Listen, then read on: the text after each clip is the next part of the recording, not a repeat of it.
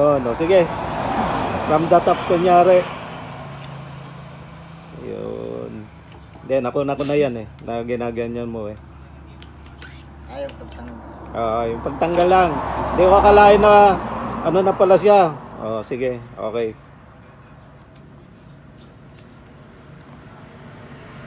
Yun. Ano nga.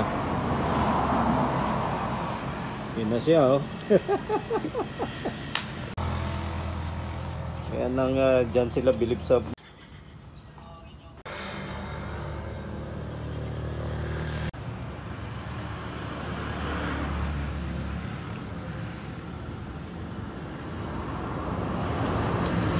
na lang.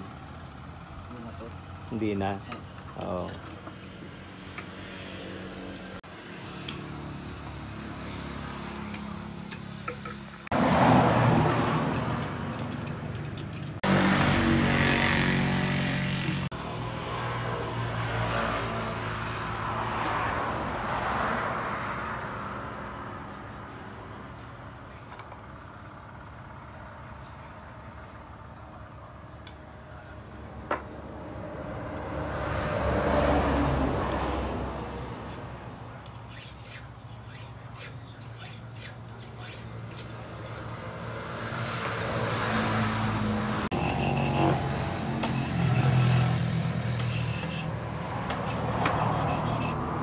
Ngayon lang ako nakaano ng ganyan eh, paggawa ng bushing na ganyan eh.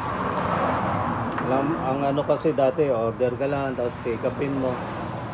Ngayon lang ako nakakita ng paggawa ng ganito. Ito talaga masasabi mo, handmade. Custom made na handmade.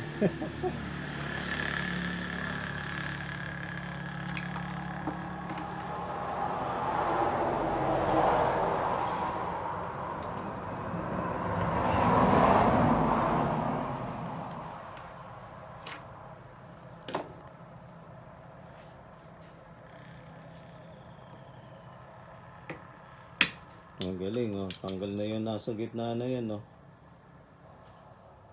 Yun, ang galing ah.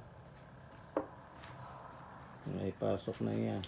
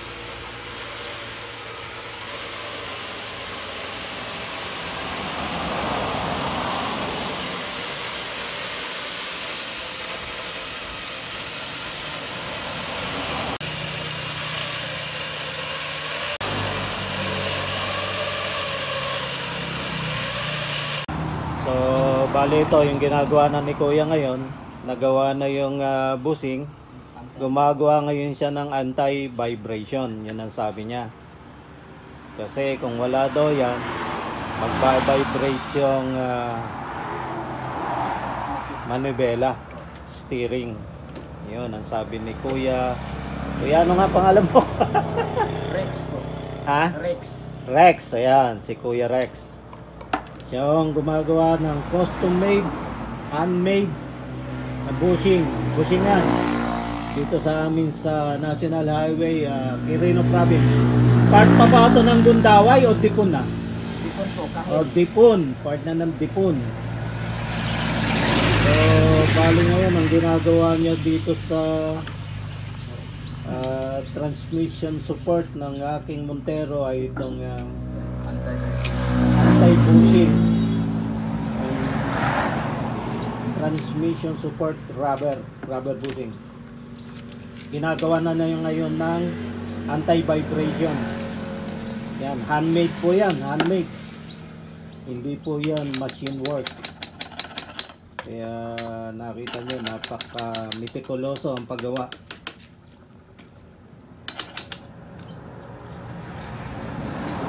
Hindi po yan basta-basta. Bali ilang ano na kami dito, ilang oras na kami dito. Ganyan ho kapulido ang paggawa ni Kuya Rex. Yan. So sa mga inyong bushing at mga rubber under chassis, dito lang kay Kuya Rex. Galing mo ito, dahan-dahan, hindi mo basta-basta kalikot ng kalikot. Ingat na ingat sa under chassis. Ganun siya magtrabaho.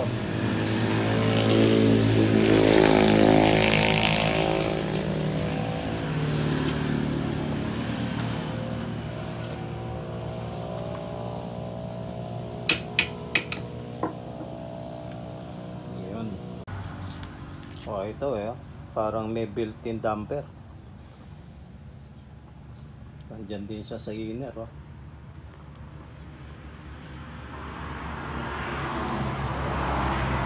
parang may built-in damper siya.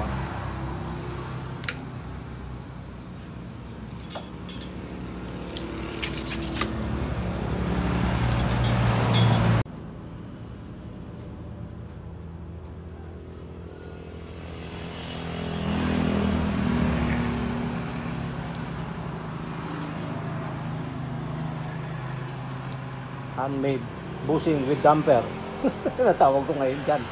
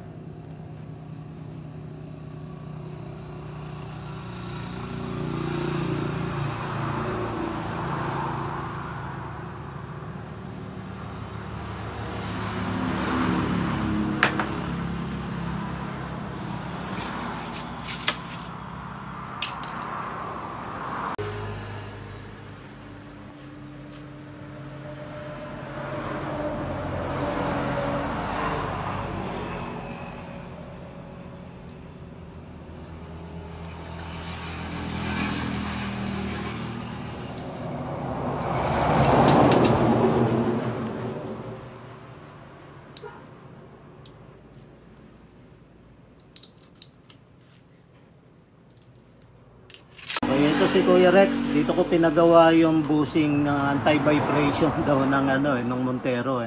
Ito yung sa transmission. Ngayon, ang bushing daw may buo, iba-iba. Ito yung sa akin, nilagyan niya ng parang anti-vibration yung bushing na ilalagay na yan dun sa transmission support. Tawag ko nga may sariling damping Ito si Kuya Rex, paliwanag mo nga tungkol sa mga bushing Kuya Rex. Yung bakit kailangan ng yung custom made na ganyan, homemade na bushing ay dapat nilalagyan ng anti-vibration lalo na pagka sa transmission. Pag ang mga bossing kasi po sir, pag nandun nakakabit sa makina, kailangan po ng vibration din para makina lang yung magbabibrate, hindi yung katawan ng sasakyan. Oo. Kaya kailangan po natin lagyan po ng anti-vibration Oo. So, rubber bushing. mm, Kasi pag hindi natin lagyan ng ganito, oo. pati buong katawan ng sasakyan nagba-vibrate. So, yung, Nanginginig siya. so yan kuya, nararamdaman mo yan pag nag-drive ka doon sa manubela. Opo sir. Pagka walang anti-vibration. So, bali pag halimbawa, gumawa lang ng bushing na buo, walang groove na ganyan, Ikabit mo lang ikakabit lang basta, buong katawan ng sasakyan nagba-vibrate, nanginginig po ang buong katawan. hindi alam ngayon ng ano kung saan ang gagaling. Opo, hindi alam ng kung papapas kung hindi mo nilagyan ng ganito, nagba-vibrate na yung buong katawan ng sasakyan. Hindi na nila alam, doon lang pala nang So, gagaling. hindi nila alam na doon pala nangagaling sa ginawa mong Busing. bossing na hindi mo nilagyan Yun ang mga groove. groove ng Groove na anti-vibration. anti-vibration. Ayan, kamukha nga nung pinapakita ni Kuya na yan. Ayan, oh. So may groove po yan. Ayan, oh. So yun, ang ganda ho ng paliwanag. Kaya tinanong ko kasi ang ganda ng explanation niya kanina. Ngayon po, Kaya inulit namin. meron ding parts sa sasakyan na kailangan po din na walang ganito na buo ang buo siya, hindi mo lagyan ng anti-vibration kasi Okay lang. okay lang po. Oh. Gaya Pero po kung ng- transmission, kailangan po ng vibration po yun. oh. Halimbawa yung walang mga vibration sa sasakyan, halimbawa sa mga under chassis po, halimbawa mga suspension po, yun, kailangan buo yun. Suspension. Okay, oh. Kita mo, oh. Kaya pala parati ako nadadaan dito. Ito nakita ko, tama-tama eh. Mga mulyo po. Oo, sige, thank you kuya, ha. Salamat ha, sa knowledge. Sana po yan makatulong ha, sa iba pong mga nagagawa po ng bushing. Sana maging idea din sa inyo. Ito naman ho ay para sa kalaman, kadagdagan, hindi naman ho ito para sa may nagmamagaling o ano. Bilib lang ako dito kay kuya, tsaka napakaingat niya kanina ko pa pinagmamasdan. Kanina nga, nung nandun siya sa ilalim tinunong ko ng video dahil sabi ko bakit ang tagal niya nagkakalikot doon sa ilalim, nagtatanggal ng tornilyo. Yung pala, hindi niya basta-basta matanggal dahil doon may naka-weld. Ingat na ingat siya doon sa ilalim. Ang mga tornilyo pong 14 hindi po pwedeng bigla-bigla yun dahil nalulos thread po yun. Hindi siya, kaya ganun siya kaingat. Kaya kanina sabi ko nga, hinahanap ko tuloy yung video na yun kung paano matanggal at baka makatulong ka ako sa kanya dahil ayaw niya hulaan. Ganun no kagaling si si Kuya Rex. So ayan sa mga nangangailangan nun ng tungkol sa under chassis, ito pagdating ko sa rubber bushing, si Kuya Rex. Kuya Rex ng BCB. Ikaw ba mismo Kuya Rex yan? BCB rubber bushing? Sa boss ko po yun. So bali boss mo. Opo. Ikaw, ang swerte naman ng boss mo sa'yo. Okay, yun lang po. At naabala na natin si Kuya Rex sa kanyang trabaho.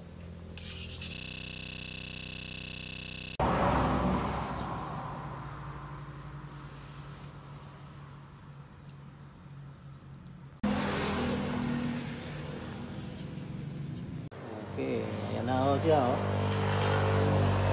Handmade na bushing with vibration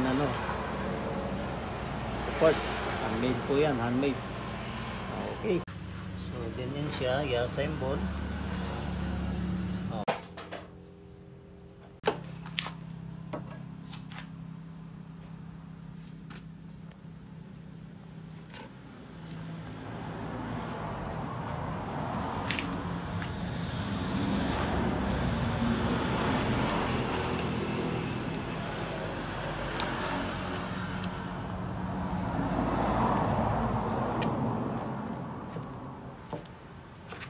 Talagang handmade.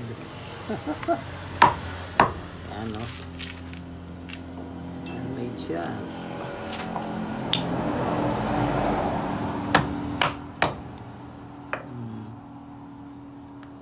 Galing. Swak.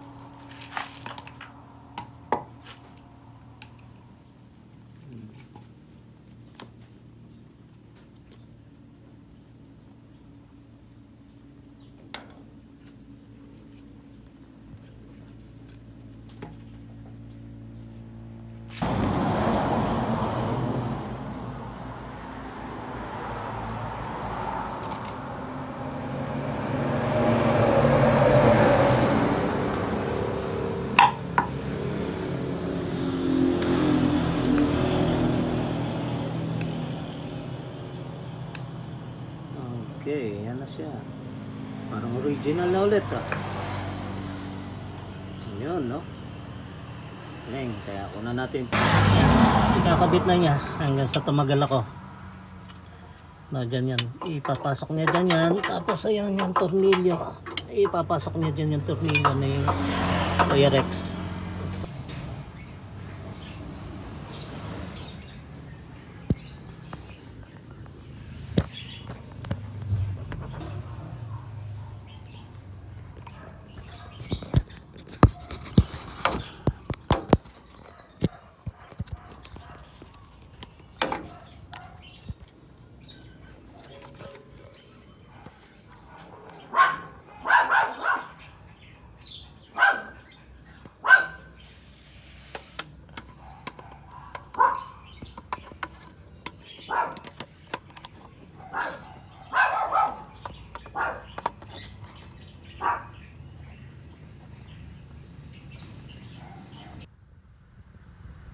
Okay, ngayon test drive na natin to.